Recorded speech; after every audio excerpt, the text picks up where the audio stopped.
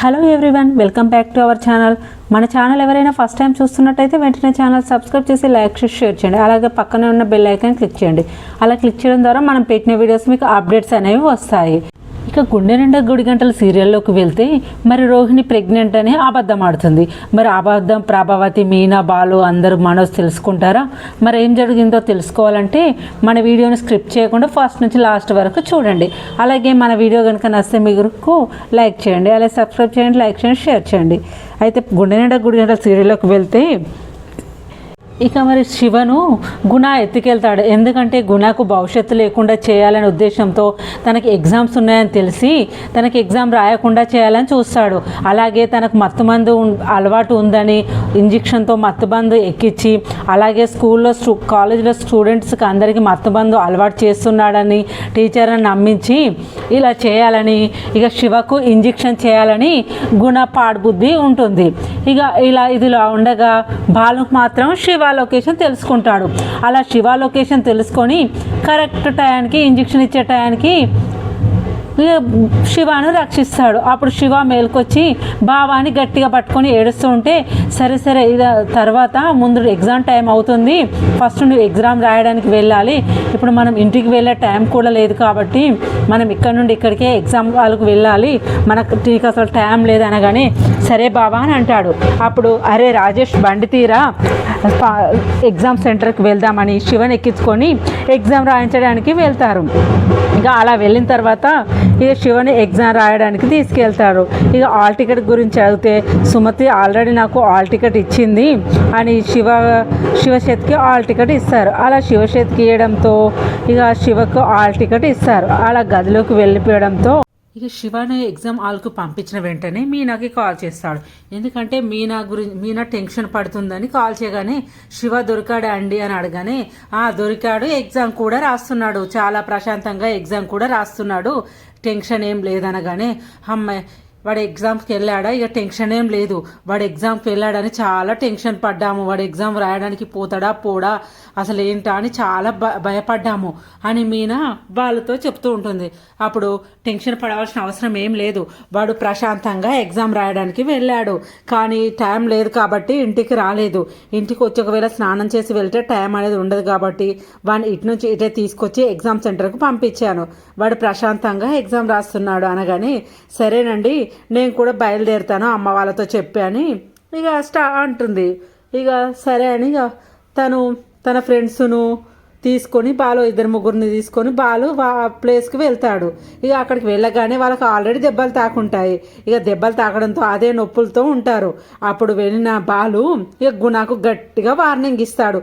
నువ్వు ఇంకోసారి శివజోలికి వచ్చినావంటే నీ ప్రాణాలు తీస్తాను, నేనేం చేస్తానో తెలియదు నాకు, అసలు నువ్వు ఏమనుకుంటున్నావు, మరి ఎప్పుడైనా శివతో కనిపించినా ఎక్కడికైనా తీసుకెళ్ళినా కూడా నాకు ప్రతిదీ నాకు తెలుస్తుంది, నువ్వు మరొకసారి శివజోలికి వచ్చినట్టయితే నేను నిన్ను ఏం చేయడానికి కూడా తెగాయించి ఉన్నా, అసలు నేను ఎలా చేస్తానో అలా చేస్తాను, నీకు నా గురించి బాగా తెలుసు, ఏమనుకుంటున్నావు, శివజోలికి నువ్వు అస్సలు రావద్దని గట్టిగా బాలు గుణకి వార్నింగ్ ఇచ్చి ఇక వస్తాడు.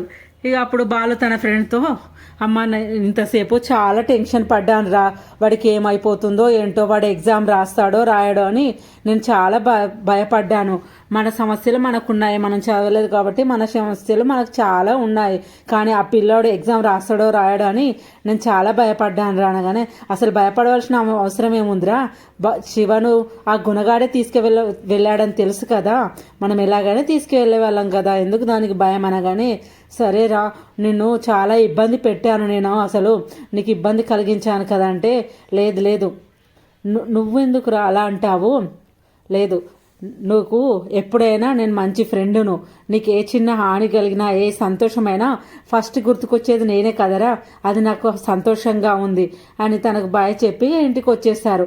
అలా రాగానే ఇక ఇంటికి వస్తారు. ఇక ఎక్కడికి వెళ్ళారు ఏంటి ఏం కథ అని ఇంట్లో వాళ్ళు అడగగానే ఉన్నట్టు మొత్తం చెప్పేస్తాడు బాలు. సత్యానికి చెప్పడంతో ఇలా జరిగింది, శివకి ఇలా అయింది, మేము చాలా భయంతో బయటపడ్డాము అనగానే అయ్యో వాడి మీద చాలా ఆశలు పెట్టుకొని ఉందిరా మీ అత్తగారు గిట్లా, వాడి మీద చాలా ఆశలు పెట్టుకొని ఓప్స్ పెట్టుకొని ఉన్నారు. వాడికి ఏమైనా జరిగినట్టయితే వాళ్ళు తట్టుకునే వాళ్ళు కాదు. నువ్వు చాలా మంచి పని చేసావు, ఈరోజు చాలా మంచి పని చేసావని వాళ్ళ నాన్న అడగానే, అవును నాన్న, వాళ్ళు ఏ సమస్య వచ్చినా నాకే చెప్తారు కదా నాన్న, నేను ఆ ఇంటి అల్లుడిగా వాళ్ళకు సహాయం చేసే వాళ్ళ ఇంటి బాధ్యత తీసుకునే అల్లుడిగా బాధ్యత నేను తీసుకునే బాధ్యత నాకు ఉంది కదా నాన్న అనగానే, సరేరా మంచి పని చేసినావని చెప్పేసి ఇక సత్య బయటికి వెళ్ళిపోతాడు. ఇక ఇది ఇలా ఉండగా ఇక రోహిణి మాత్రం పార్లర్కి వెళ్ళిన తర్వాత మరేం ప్లాన్ చేయాలి, ఏం కావాలి అని ఇక మరి విద్యతో కలిసి మరీ ప్లాన్ వేస్తూ ఉంటుంది.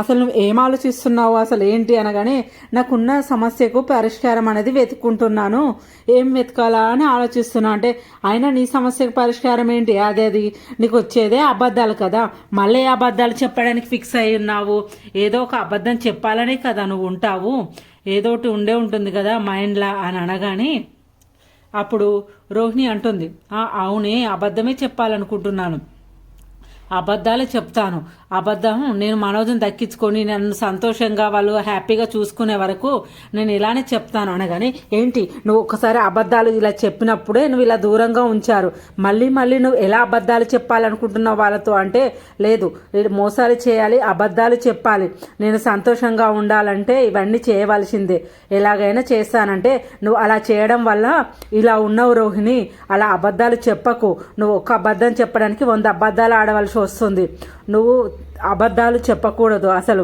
ఒక అబద్ధం వల్ల ఎన్నో అబద్ధాలు చెప్పవలసి వస్తుంది, ఒక చెట్టుకు నీరు పోసి ఎలా పెంచుతామో ఈ అబద్ధాలను కూడా అలానే పెంచవలసి వస్తుంది, నువ్వు అబద్ధం అనేది చెప్పకు అనగానే, లేదు ఇది చాలా మంచి ఉపాయము, ఆలోచన వచ్చింది, నాకు ఒక చక్కటి ఆలోచన వచ్చింది, ఏంటదని ఏంటి ఏముంది, నేను కడుపుతో ఉన్నానని చెప్పి మా అబద్ధం ఆడతాను, అలా నేను ప్రెగ్నెంట్తో ఉంటే వాళ్ళందరూ చాలా హ్యాపీగా ఉంటారు, నన్ను మంచిగా చూసుకుంటారు, ఇది చెప్పడం వల్ల నాకు మంచి జరుగుతుందంటే, అసలు నీకేమైనా బుద్ధి ఉందా, మైండ్ ఉందా, ప్రెగ్నెంట్ ఏంటి, ప్రెగ్నెంట్ అయిందని చెప్పడం వల్ల ఎన్ని నెలలు దాస్తావు, నువ్వు ప్రెగ్నెంట్ అనేది 1 నెల 2 నెలలు 4 నెలలు దాస్తావు, తర్వాత కూడా బయట పడుతుంది కదా, ఒకవేళ నేను హాస్పిటల్కి తీసుకెళ్ళి చెకప్ చేస్తే అది కూడా బయట పడుతుంది కదా నువ్వు ప్రెగ్నెంట్ కాదని అంటే, ఏమో నాకు అదంతా తెలియదు, నేను నేను మనోజ్కు దగ్గర కావాలంటే ఇలా చేయాలనుకుంటున్నా, ఒకవేళ దేవుడు మంచితనం కొద్దీ చూసి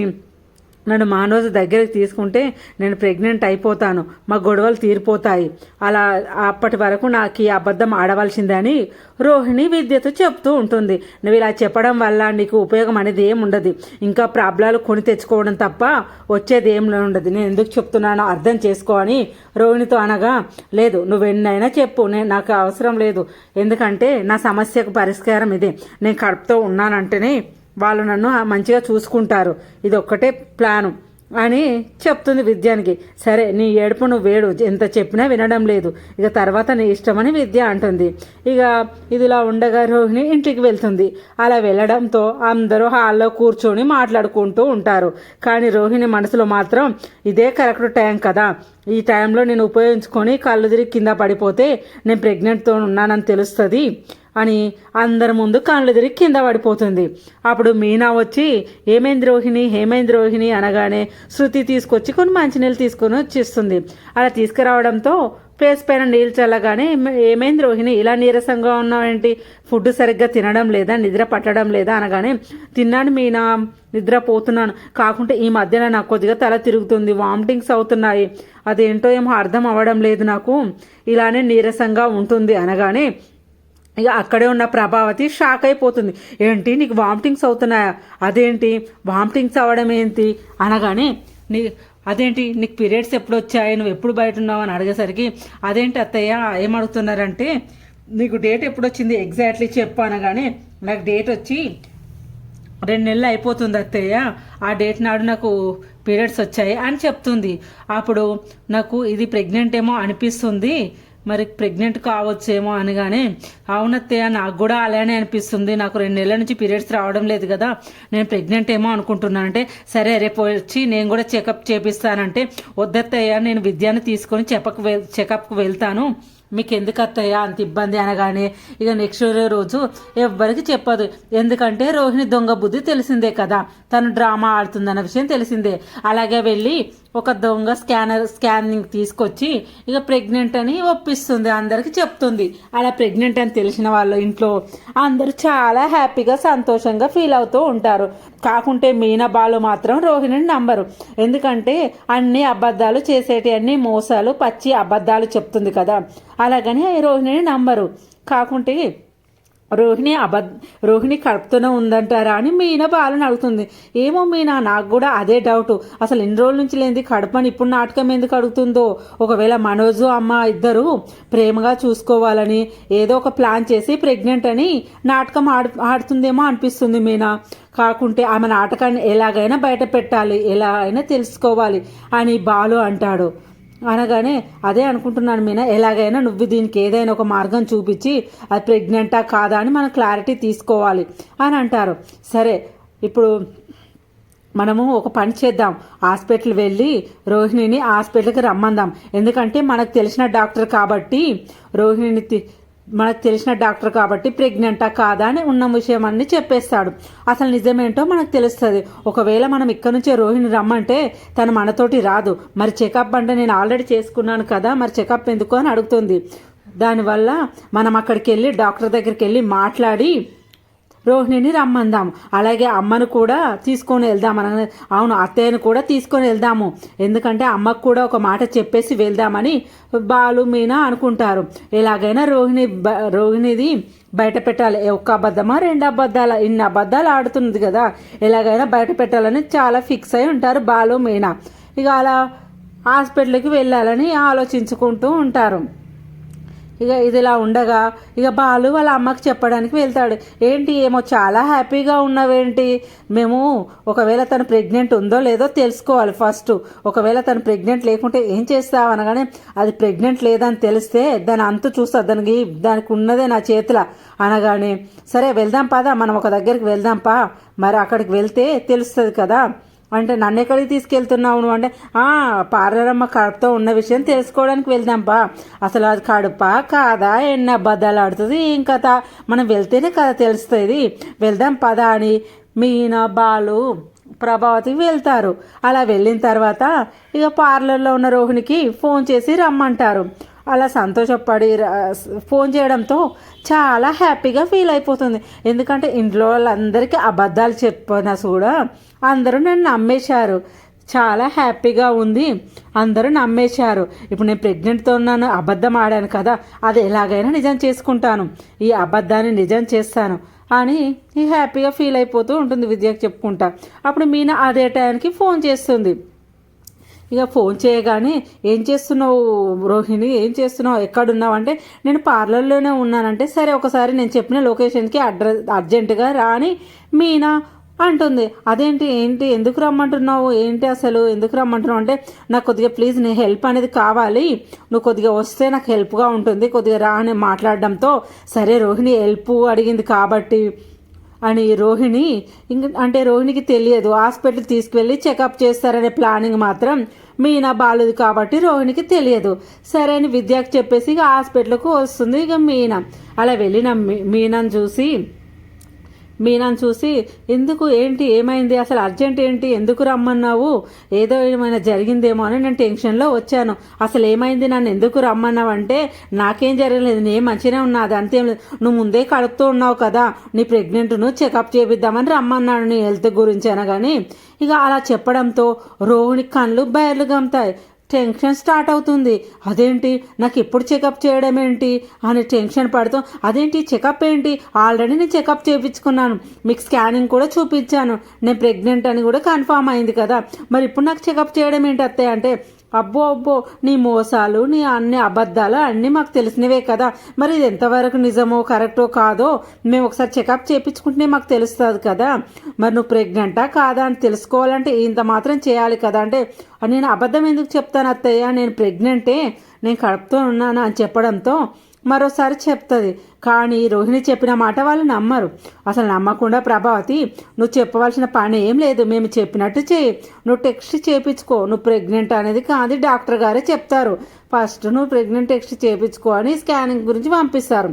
అలా పంపించినప్పుడు ఇక నేను దొరికేశాను, నా బతుకు బస్టాండ్ అయిపోయింది, నేను ఇంకా మొత్తం ఇక నమ్మరు, నన్ను చంపేశారు, అసలు మా అత్తగారు నన్ను ఊరుకోవడని తనలో తాను అనుకుంటూ, సరే ఇంకేం ఆలోచిస్తున్నావు, ఏం చూస్తున్నావు, నడు వెళ్దాం పదా, చెకప్ చేయించుకుంది పదే, నేను చూపించుకున్నాను అత్తయ్య, ఆల్రెడీ అయిపోయింది, నేను ప్రెగ్నెంట్ అని చెప్పారు, ఇప్పుడు ఎందుకు అత్తయ్య డబ్బులు అనగా, అదేంటి నువ్వు చూపించుకుంటే ఏంటి రోహిణి, మరోసారి చెకప్ చేయించుకుంటే ఏమవుతుంది, మేము చూపిస్తున్నాం కదా చూపించుకుందురా అనగానే అసలు రోహిణి చెప్పిన మాట అస్సలు వినకుండా, అసలు వాళ్ళు ఆల్రెడీ ఒక ఫిక్స్ అయి ఉన్నారు కాబట్టి రోహిణికి ప్రెగ్నెంటా కాదా అని క్లారిటీ కోసం ఎలాగైనా రోహిణికి టెస్ట్ చేయాలని చూస్తారు.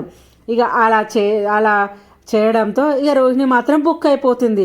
అలా బుక్ అవడంతో ఇక టెస్ట్ చేయించుకోవడానికి సిద్ధమైపోతుంది. కనీసం తను వెనక ముందు ఆలోచించకుండా కూడా మీనా ఫోన్ చేయగానే హెల్ప్ అనగానే వచ్చేసింది కదా. ఇక రావడంతో ఇక ఎలాగైనా టెస్ట్ చేయించుకోవాలి, ఇక తప్పేది ఏం లేదు. కానీ తనకు మాట్లాడే పరిస్థితి కూడా లేదు, ఏం మాట్లాడాలో కూడా తెలియదు. ఇక చేసేది ఏం లేక టెస్ట్ చేయించుకోవడానికి వెళ్తారు. అలా వెళ్ళగానే ఇక డాక్టర్ గారి దగ్గరికి పోగానే ఇక అప్పుడు అంటారు, డాక్టర్ గారు నేను చెప్పాము కదా, తిను నా కోడలు, తిను ఆల్రెడీ ప్రెగ్నెంట్ టెస్ట్ చేయించుకుంది, ఎందుకంటే మీరు కూడా ఒకసారి చెప్తే మేము చాలా సంతోషంగా ఉంటాము, బేబీ గ్రోత్ ఎలా ఉంది అని చెప్తే మేము కూడా హ్యాపీగా ఫీల్ అయిపోతాం డాక్టర్ గారు, ఒకసారి మీరు చెకప్ చేసి చెప్పండి అనడంతో ఇక డాక్టరు సరే ఇక స్కానింగ్ అనేది చేస్తారు. ఇక అలా స్కానింగ్ స్టార్ట్ చేస్తే ఇక మరి రోహిణి ప్రెగ్నెంట్ అయితేనేమో స్కానింగ్లో ప్రెగ్నెంట్ అని తెలుస్తుంది.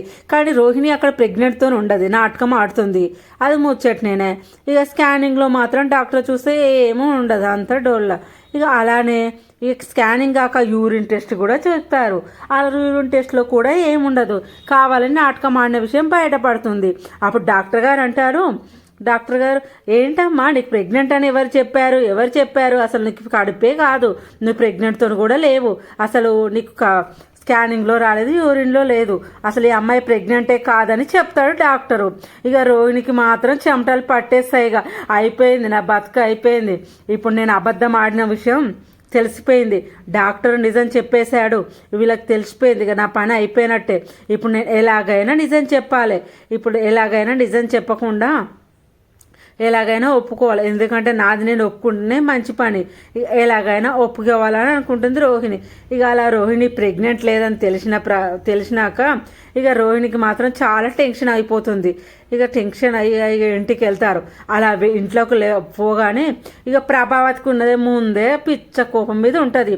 అలా కోపం మీద ఉన్న ప్రభావతి ఇక రోహిణికి చెంపలు చటుక్కుమని మళ్ళీ వాయిస్తుంది, ఏంటి నువ్వు ప్రెగ్నెంట్ అని అబద్ధం ఆడావేంటి, ఉన్న అబద్ధాలు సరిపోకుండా ఎన్ని మోసాలు, ఇంకా కూడా మమ్మల్ని మోసం చేస్తావా, అసలు నీకు ఎలానే మోసం చేయవల్లది, ఎలా మోసం చేయాలనుకున్నావే, ఏకంగా కడుపుతో ఉన్నానని డ్రామాలు అన్నవి ఎందుకే అంటే, లేదత్తయ్య నేను మనోజ్కు దగ్గర కావడానికి మాత్రమే ఇలా చేశాను అత్తయ్య, ఎందుకంటే మీరు నన్ను పట్టించుకోవడం లేదు, కనీసం మనోజు నన్ను కన్నెత్తి కూడా చూడడం లేదు, నా మీద అసలు ప్రేమ కూడా లేదు, మీ ఇద్దరి కళ్ళల్లో మీ ఇద్దరికి నా మీద ప్రేమ అనేది లేదు, మీకు ప్రేమ పుట్టాలి అంటే నా మీద గౌరవం రావాలంటే నేను ప్రెగ్నెంట్తో ఉండాలి, అలా ప్రెగ్నెంట్తో ఉంటే మీకు నా మీద గౌరవం అనేది వస్తుంది, ప్రేమ అనేది వస్తుంది మనోజ్కి నీకంటే, మళ్ళీ లాగిపెట్టి ఒక్కటి ఇస్తుంది, అసలు నువ్వు మనిషివేనాయే, అసలు నువ్వేమనుకుంటున్నావు, అసలు నీకు ఎలా చెప్పాలనిపిస్తుంది, ఎన్ని అబద్ధాలు ఆడుతున్నావు, నోరు తెరిస్తే అబద్ధం తప్ప నీకేం లేదా,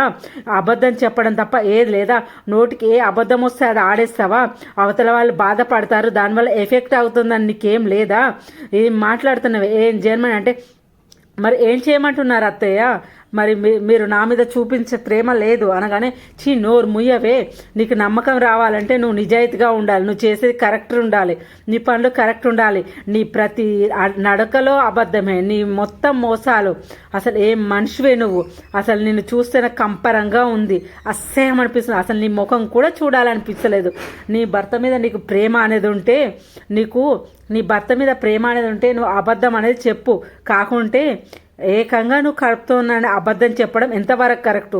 ఒకరు ఎమోషన్లతో ఆడుకోవడం ఇది కరెక్టేనా? వాళ్ళ ఆనందము ఆవిరైపోతుందంటే ఎలా ఉంటుంది? అసలు నువ్వు మనిషివేనా? అసలు నీకేమన్నా బుర్ర పనిచేస్తుందా? నువ్వు ఎందుకు మమ్మల్ని ఇంత టార్చర్ పెడుతున్నావు? నీకు మమ్మల్ని బాధ పెట్టడం తప్ప నీకు వేరే పని ఏం లేదా? అసలు మాకు ఇలా జరిగావే అంటే నువ్వు కోటీశ్వరాలు అనుకొని, నువ్వు మలేషియా నుండి వచ్చావనుకొని నిన్ను ఎంతో ప్రేమగా చూసుకున్నాను, ఎంతో రెస్పెక్ట్ ఇచ్చాను. కానీ నీ అసలు బుద్ధి తెలిసి నేను బయటికి పంపిస్తే కూడా మళ్ళీ తీసుకొని వచ్చారు. ఇక నువ్వు మారతవచ్చని, నీ బుద్ధి మారుతుందని, నువ్వు దారికి వస్తావని నిన్ను తీసుకొని వచ్చామే. అయినా కూడా నీ బుద్ధి మారడం లేదు. అసలు ఏంటి నీ అబద్ధాలు? ఏంటి నువ్వు ఆడే అబద్ధాలు సరిపోవన్నట్టు ఇప్పుడు పైగా కడుపుతో ఉన్నాను, ఇదొక డ్రామానా ఏంటి? అసలు నీకు కోపం పోయే మార్గం లేదా? అసలు అనగానే నువ్వు కోపం పోయే మార్గం వెతుక్కోవాలని కూడా లేదా? నువ్వు ఎంతసేపు ఇవేనా అంటే ఎలా వెతుక్కోమంటారు?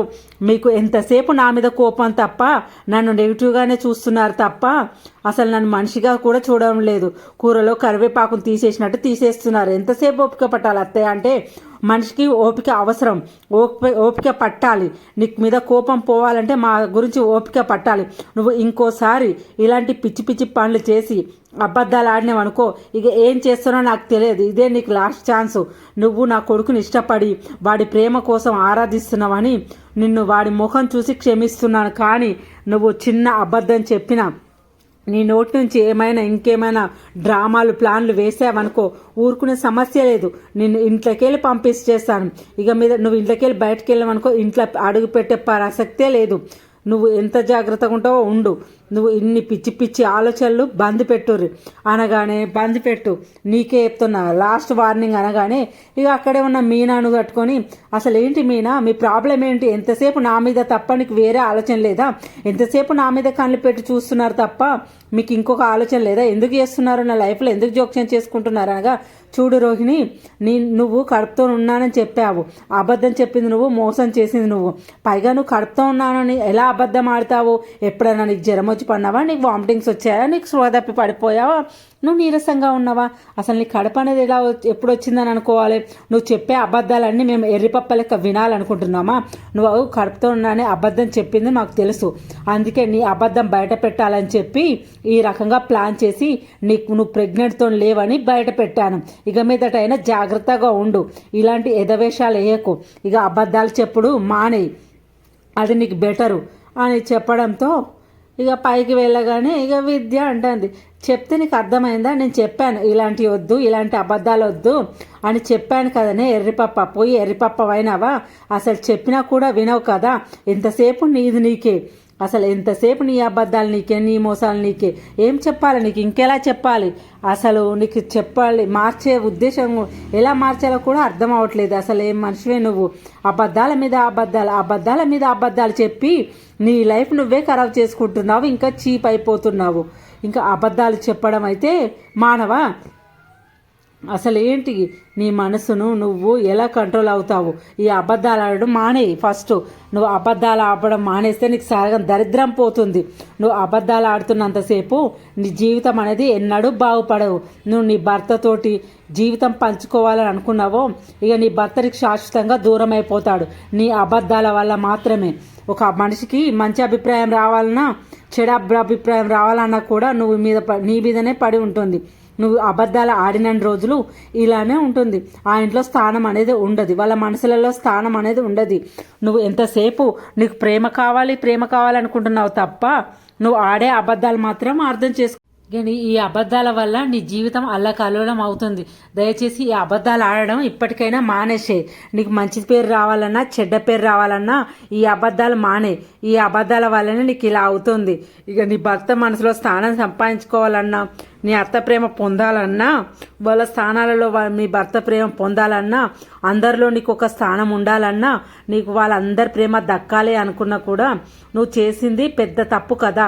కొద్దిగా టైం పడుతుంది, వాళ్ళు కోలుకోవాలి కదా.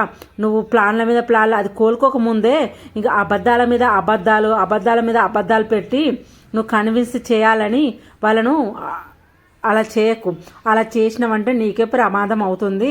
నువ్వు ఫస్ట్ ఇది ఆలోచించు. నేను ఎందుకు చెప్తున్నానో అర్థం చేసుకో. నువ్వు ఎప్పుడు అబద్ధాన్ని ఆడనంత మాత్రాన మంచిగా ఉంటావు అని చెప్పడంతో ఇక రోహిణి చెప్పిన మాట ఇక విద్య చెప్పిన మాట రోహిణి వింటుందా? తనకు అబద్ధాలే కావాలి, తను ఏ చేసినా అబద్ధాలతోనే చేస్తుంది. మనోజ్ పైన ప్రేమ, అత్త మనసులో స్థానం సంపాదించుకోవాలని ఇక ఇలానే చేస్తూ ఉంటుంది. మరి రోహిణి ఎప్పుడు మారుతుందో ఏంటో చూడాలి గుడగంటల ఎపిసోడ్లో. మరి ఇక రోహిణి తన అత్త మనసులో మంచి స్థానం, తన భర్త ప్రేమ పొందే రోజు వస్తుందా? మరి లేదా రోహిణి ఇలానే మోసాల మీద మోసాలు చేస్తుందా? మరి ఇలానే గడిపేస్తుందా? అసలు మరి ఏం జరుగుతుందో తెలుసుకోవాలంటే మన ఎపిసోడ్ కంప్లీట్గా చూడండి. అలాగే మీనా బాల మీద రోహిణికి ఉన్న కోపం ఇంకా పెరిగిపోతుందా? అంటే రోహిణి ఏం ప్లాన్ చేసినా కూడా మీనా బాలు ఇట్లే పసిగట్టేస్తున్నారు. అలా పసిగట్టడం వల్ల మీనా బాలు మీద కూడా కోపం పెంచుకుంటుంది. అంతా వీళ్ళ వల్లనే అవుతుంది అని కోపం పెంచుకుంటుంది. ఇకనైనా రోహిణి మారుతుందా? మరి రోహిణికి బుద్ధి వస్తుందా? మరి ఎలా జరుగుతుంది తెలుసుకోవాలంటే వెంటనే మన ఛానల్ సబ్స్క్రైబ్ చేసి లైక్ చేసి షేర్ చేయండి. అలాగే పక్కనే ఉన్న బెల్ ఐకాన్ కూడా క్లిక్ చేయండి. అలా క్లిక్ చేయడం ద్వారా మనం పెట్టిన వీడియోస్ అనేవి మీకు అప్డేట్స్ వస్తాయి. మరి మన వీడియో కనుక నచ్చితే లైక్ చేయడం మాత్రం మర్చిపోవద్దు. Thank you for watching our videos friends. Thank you.